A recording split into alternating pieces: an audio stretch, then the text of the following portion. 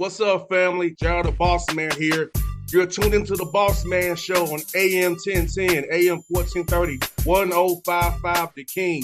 Check The King out at 105theking.com and the Bossman Show at bossmanshow.com. Hit me up on Instagram, The Bossman Show, Twitter at Bossman Show, and Facebook, Bossman Show. It's the Bossman on your radio. Listen to the Bossman Show with your host, JR, Saturdays at 9 a.m. right here on AM 1010, The King. What's up, good people? BetOnline is your number one source for all your betting needs. The latest odds, lines, and matchup reports for baseball, boxing, golf, and more.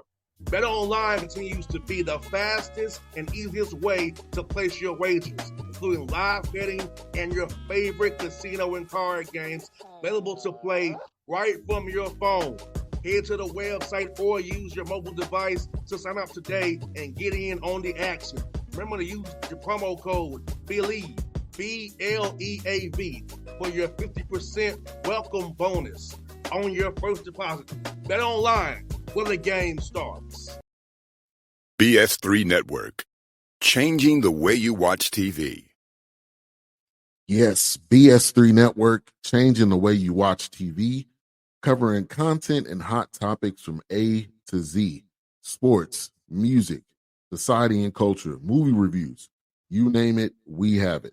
Check it out on bs3network.com or check us out on Roku, BS3 TV on Roku, as well as check out your favorite podcast on all podcast platforms or Spreaker.com/BS3 Network.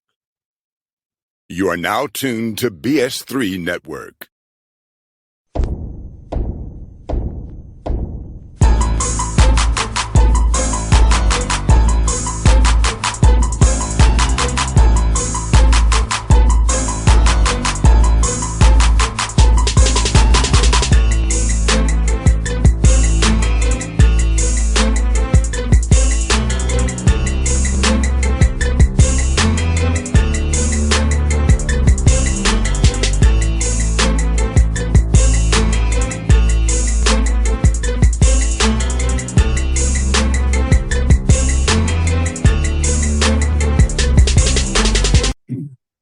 Folks, back on the Bossman Show with Jed Stugart here, the Lindenwood Lions out of the OVC, year 2 for them in that conference. Coach, good to see you, man. How you doing today? Great, boss man. It's good to be on with you, man. I've been looking forward to this. Yes, sir. Coach, let me ask you, man, has it felt like 6 years of Lindenwood going? I know you had the COVID year where you didn't was 3 or 7, but the COVID year didn't happen. So does it feel like it's been on your 6th season already, man, after all these years? Yeah, I tell you how fast that goes. And the older I get, the faster these go. But, yeah, it just seems like – it feels like we've been here for 3 years. But, when you say it like that, it is crazy how fast the time at Lindenwood's been. We've seen a lot of changes. It's been an exciting time here. When we got here, kind of trying to get the program turned a little bit. And then, lo and behold, bam, find out a year ago we're bouncing up into FCS Division I and into the Valley Ohio Valley. It's exciting. And Coach, do you feel like it's been 2 separate jobs and one for you with transition going on, going from D2 to FCS? Oh, it totally does. I mean, I think, there's some similarities, football's football in college, but, when you add a transition in there, there's no doubt, we kind of, there's just enough changes that have to happen, whether it's recruiting, but there's also it goes outside of athletics too. I mean, it goes into the admission department, into the it's a school move. A lot of people have to understand that getting everybody outside of athletics to understand that this moving up is a school thing and not just an athletics thing. And luckily, we're really fortunate, blessed to have a president, Dr. Porter, that is all about this move. He's done a great job of leading us through this move and this era of moving up, and he's completely behind it, which gives us a lot of confidence. And so I'm pretty fortunate to have him and our AD Jason Coomer just all on board with this, making this move as successful as we can. And Coach Stugart, for you, what has been like the biggest adjustment going from D2 to FCS or having your guys on campus and stuff. What's been the biggest challenge for you as that coach trying to get your staff to get up to speed on the rules of FCS versus D2 and try to get your players where all they need is support that they need as well? Well, that's a great question. I mean, I think number one, there's not a ton of differences as far as like compliance or recruiting rules. There's a few calendar changes when you move up from D2 to Division One, but it's pretty similar in a lot of ways. So that part was pretty easy to adjust to.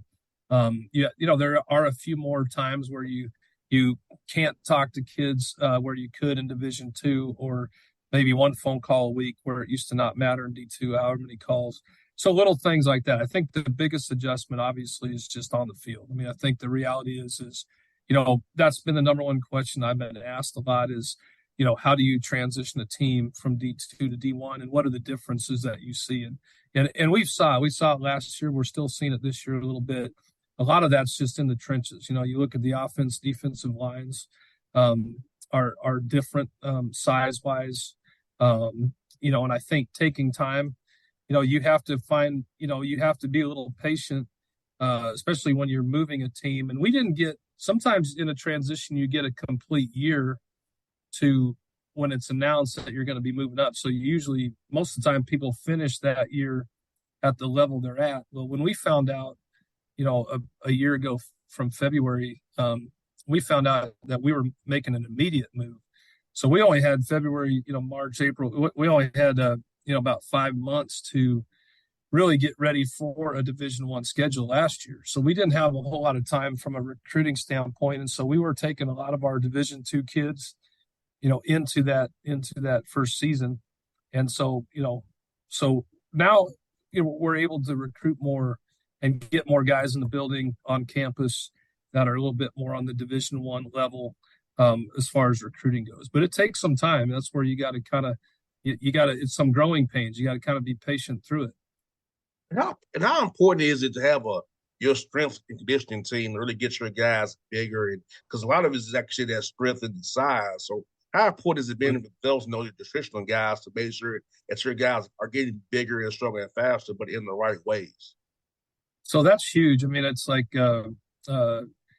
number one, they spend so much time with them in the summer. I mean, Coach Hall, our strength coach, is basically the head coach of the summer. They're spending so much time in the weight room, on the field running, part of the conditioning strength. We get to spend some time with them doing some football stuff, but, it's basically him running, that summer. That obviously the winter and the spring is huge, but really the summer is really important because you're coming right into fall camp. And so, the strength and conditioning program is so vital in programs. Recruiting is the lifeblood, but your strength coach and their staff is, that's what maintains, that's what grows.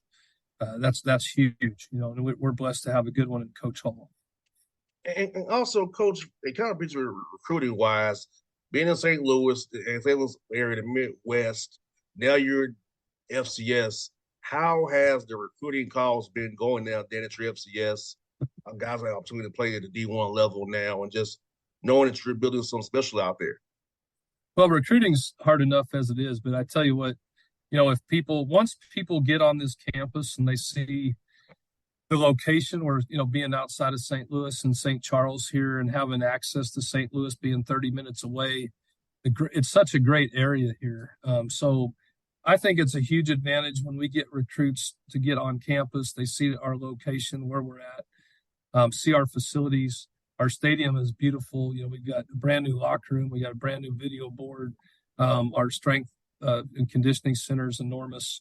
And then it's just a beautiful campus. So when, it is easier to get D1 guys here, but it's also a little bit easier to get them signed because we were recruiting a lot of FCS Division I guys when we were Division II here because of the facilities and because of the location.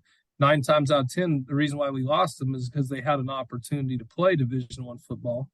And so that's why sometimes we could get one or two, but then most of them would latch on to that opportunity to play at the highest level possible. And so, now it's a little different because we're able to land some of those guys because, hey, that's the next box they can check is that, hey, this is awesome, beautiful location, beautiful field facilities, and we get to check the box of playing, Division I football as well. So it's been a big help. And Coach, I'm asking you, I know you want guys who can play and play the right way, but what's the things you look forward in a young man for tangibles and character off the field that you want to bring to your program? So that's the first thing we look at. I think that's a cliched thing that everybody says. I've always told coaches or young coaches that ask me a lot about our philosophy in recruiting. I always tell younger coaches that are just getting into this, you'll save yourself a lot of headaches if you can be disciplined enough to say no to just a great looking film. If you got somebody that is electric on the field or they're just great at what they do, but they don't do some of the intangibles as far as in the classroom that they're not taking their academics serious, or they're not the type of leaders that they really should be. Sometimes you can get yourself in a little bit of trouble just overlooking those things just because somebody plays great on the field, because the problem is once they get here, are they going to follow those same habits? And next thing you know, you're chasing them to scoop class, you got to chase them to the weight room. And so you have to be disciplined to say no to really good film. You got to be able to say, okay, what are the other, let's start with character, work ethic. What are their high school coaches or their junior college coaches or in the transfer portal? What does their former coaches say of them as a person, as a leader? Are they trustworthy? And then, put the film on, say, hey, this is a guy that would fit great with the culture of our team. And I think, that's the success that we've had around here at Lindenwood for the last 5-6 years is, we started recruiting those type of guys. And, when you have a healthy locker room, it's pretty amazing because you just don't have the off the field issues that create a lot of headaches. 100%. And talk about this too, Coach. Being in St. Louis area, the opportunities for internships, networking, once football stops for you. We all know football will stop for us eventually. Stop for me, stop for you. So, once it stops for them, whenever it is, talk about that opportunity, getting that Lindenwood degree, getting them networking opportunities, and be able to have a job once football ends. Well, it's amazing because there's so much. There are so many headquarters here. We have a lot of kids that are, we have a lot of kids that want to be teachers. Obviously want to get into coaching and teach, but we have a lot of guys that are in business. Want to go either entrepreneurship or business or sports management. Our sports management degree is very popular here because of access to the St. Louis Cardinals. Now with the St. Louis City team, the soccer team here, with the Battlehawks being here, and there are so many kids that have access into sports, entities for internships and things like that. And the community here, and especially these sports franchises that are out of here, love to take Lindenwood players and athletes, not just football players, just athletes in general. But then you start looking into, when you look at enterprises out of here and Edward Jones and all these things, like if it's not sports that you want to get into, the internships here, and, because, you're in a major metropolitan area with great access to that. So that is a great benefit. That goes along with what I was talking about with the location here. And we start that process a year out, when the kids are coming into their senior year, not just their department, but our football team. We're already having conversations with our guys to be looking out ahead for what they're going to do after graduation to help build our alumni base all across the country of guys trying to help our players get hooked up with guys in any area that they want to get into, and use our alumni base as well. Because I feel like that's my obligation too, is when we recruit you here, but we want to help place you into, your next step of life in getting your occupation going. I feel like that's a big responsibility for me and for us to do that as well. Coach, let me ask you this, for his dad, I think you said something important about the degree, because I know me personally, Coach, my degree's in business. So yeah. for me, the communications piece is easy because I know football and basketball backwards and forwards. But the business degree helps me off the air take care of business. Because Always Right. having to be the marketer, the promoter, getting syndicated, all that stuff I can do on my own because of my degree. It's about teaching your young men about that classroom piece and taking your degree, importantly, because I'm a living example of using my degree to help me in my adult life after football. So I'm stressing that to your young men in their study halls and when they have guest speakers, really stress about paying attention to their classes for that major because that's going to really help them down the road when they get like me, almost 40. Well, think about it this way, that kind of a different angle to look at to your point is, how many times have we seen these great 30 for 30 shows on ESPN or something where the kid has a story and they always resort back to, the missed opportunities in their college program where we just had a great athlete and we're going to use them as much as we can to help us win. But when adversity hit or something, they were nowhere to be seen. And so, what a missed opportunity, when, to help these kids understand their priorities because, every kid on my football team wants to go to the league. There's a goal. A lot of them want to, but we know that, it's less than 1% of them across this entire country that make it. It's a very small percent of guys that make it. And so, that's not great odds. Out of Lindenwood, you can get a job 98% of the time, with a degree from Lindenwood. Those are much better odds. And so it's our responsibility to stress that, not just say it, but to stress it, to hold them accountable weekly if they're not doing well in a class, if they're missing class, and get on that early so they see that we as a coaching staff are emphasizing academics, not just in our words, but in our actions. And then once they get those good habits and they know our expectations, that's why we were really blessed to have the highest GPA in our conference last year. And I think that's something we'll do again this year. It's something that we really emphasize. And I was really proud of our team to acquire that honor last year with their GPAs. And Coach, tell me about the OVC of coming to a new league, kind of going through it for the first time. Now you're merged with the Big South there. So tell me about that and how was it kind of going through the league the first time last year, seeing different styles of play in the OVC and the quality of competition? Well, it's a great league, man. It's a historic league. I mean, you think of, one that really the oldest conferences out there, so it's kind of cool, the tradition and history of it.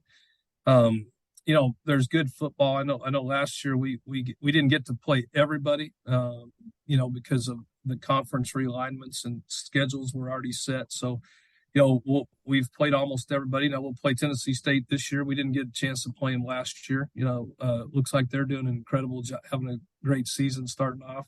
So it is kind of cool to go into different places we've never been.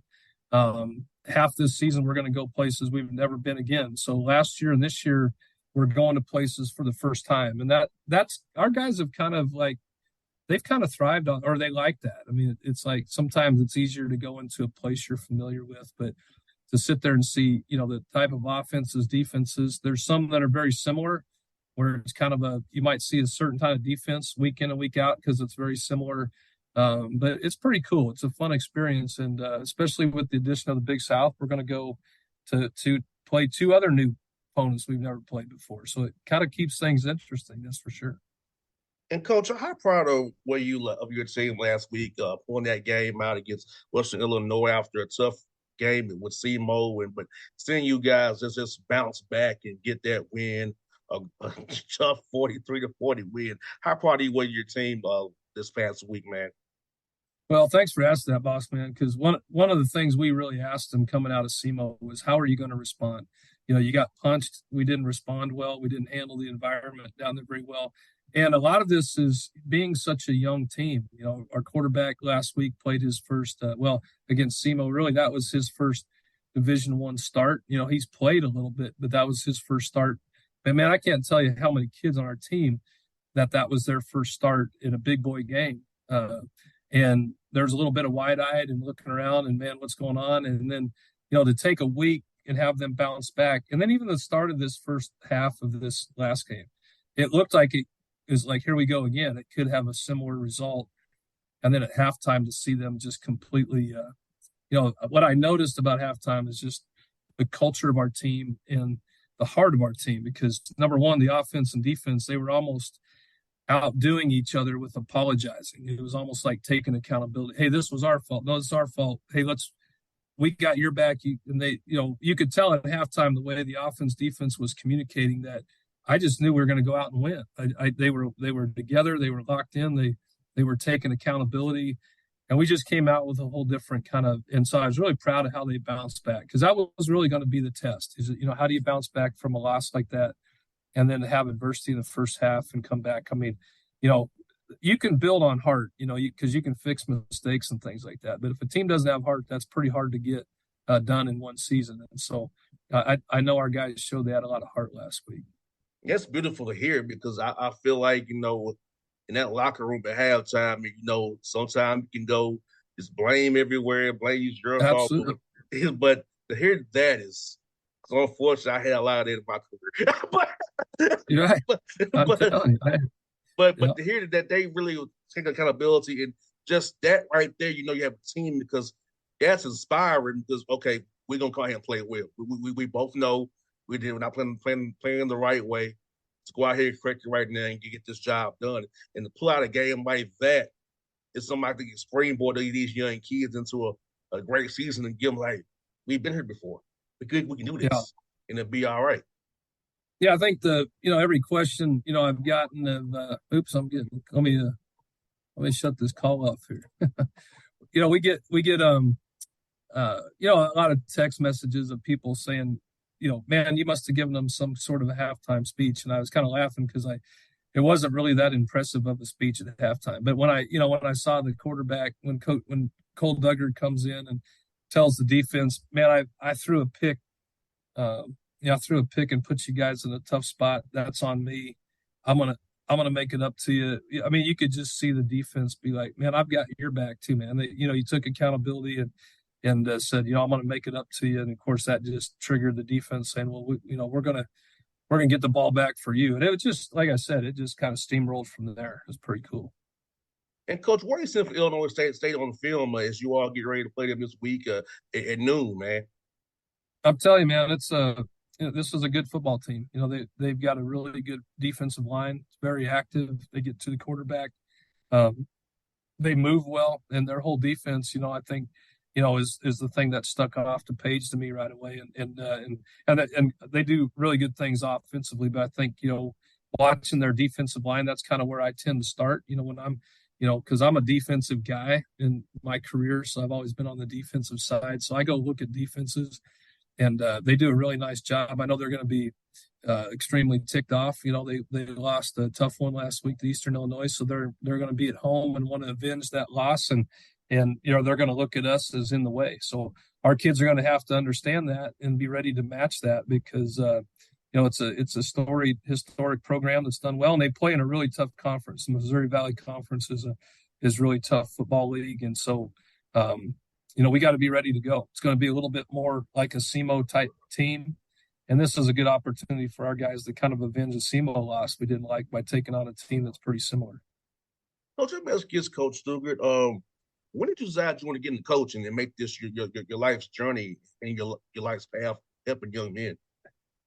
Well, I tell you, it was kind of really by the grace of God, man. I didn't have a desire to coach. I played college football at Azusa, but a lot of people know this and some people don't. I actually had a career of wanting to get into the country music industry and moved to Nashville and was doing all that stuff after I got done playing. But my love for football kind of brought me back when I kind of took a break from music and helped at a high school with a friend of mine. And then that next year, Northern Colorado, the head coach there asked me to kind of come volunteer if I wanted to help coach. And I went, and then the coaching bug kind of bit me, and before I know it, the music doors shut and the football doors opened. And, 3 years later, I was a defensive coordinator and full-fledged into this deal. So, I've never looked back, and I thank God daily that he brought me into this occupation, because I don't feel like I go to work every day. I go to something I love to do. So it's one of the most rewarding things I've ever done. 100%, Coach. And let me ask you, going to school in Nashville, and you was there for country music, it has changed so much there, man. When I go there, man, it's like the whole new town, man. I'm with you, man. We were just there for our OVC meetings, and we'll go there every couple of years. see that city blowing up and growing and the traffic everywhere. I mean, it is a lot different than when I lived there as well. It's same with Austin P and Clarksville. I was like, this is different. Yeah, that's right. Yeah, Like yeah. I remember the old OVC was Austin P and MTSU and Western Kentucky. I remember the old OVC. Like all these towns are growing. Well, I'm like, it's amazing. yeah, I had a chance to, I was the other guy when they hired Will Healy down there. I was actually the other guy that they were talking to, and so there was a chance that I was going to end up back there in Austin P back, and I think it was in 16 or 15, 16 around that time and so it didn't work out. It was good timing for me that God closed those doors. But so I almost entered the OVC a few years ago, but now I'm in it and love it. Yes, it always comes full circle for us, don't it? But God has sure a way of making it come full circle for us always. It's Amen. funny. Amen. That's right. So, well, Coach, it's great to talk to you today, Coach. Man, I look forward to seeing you on the road here real soon, and get your number offline as well because, like I told Coach Kyle, man, I do travel around the OVC, and I try to make sure I hit every stop I can around the conference. When my schedule allows me to do so. Well, we'd love to have you as our guest up here at Lindenwood, Bossman. Really appreciate being on with you, and yeah, we'd love to have you and host you up here as our guest sometime. We'd love to have you. Sounds good, Coach. I'm getting your number offline, man. It was really fun, man. Sounds good. BS3 Network, changing the way you watch TV. Yes, BS3 Network, changing the way you watch TV, covering content and hot topics from A to Z. Sports, music, society and culture, movie reviews, you name it, we have it. Check it out on bs3network.com or check us out on Roku, BS3 TV on Roku, as well as check out your favorite podcast on all podcast platforms or Spreaker.com/BS3 Network. You are now tuned to BS3 Network. What's up, good people? BetOnline is your number one source for all your betting needs. The latest odds, lines, and matchup reports for baseball, boxing, golf, and more. BetOnline continues to be the fastest and easiest way to place your wagers, including live betting and your favorite casino and card games available to play right from your phone. Head to the website or use your mobile device to sign up today and get in on the action. Remember to use your promo code BELIEVE, BLEAV, for your 50% welcome bonus on your first deposit.